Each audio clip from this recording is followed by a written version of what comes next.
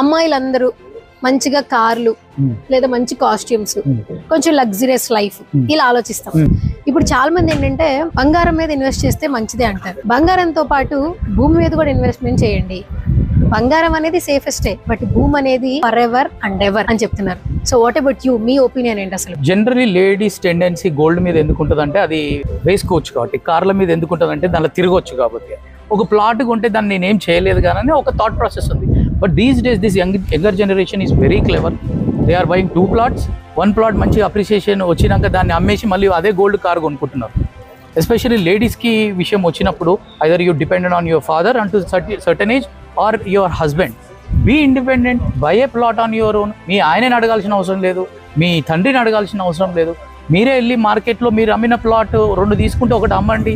మంచి అప్రిషియేషన్ వచ్చినప్పుడు ఇంతకంటే మీరు ఈ రోజు కొనేదానికంటే 3 సంవత్సరాల ఇంకా మీరు డబుల్ ట్రిపుల్ గోల్డ్ కొనుక్కోవచ్చు.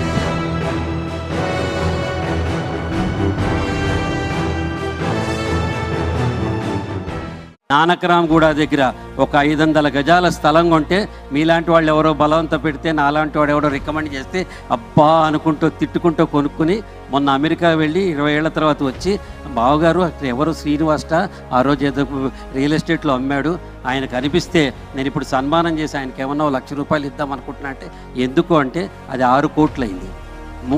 3 లక్షలు పెట్టి కొన్నది. కట్టేసి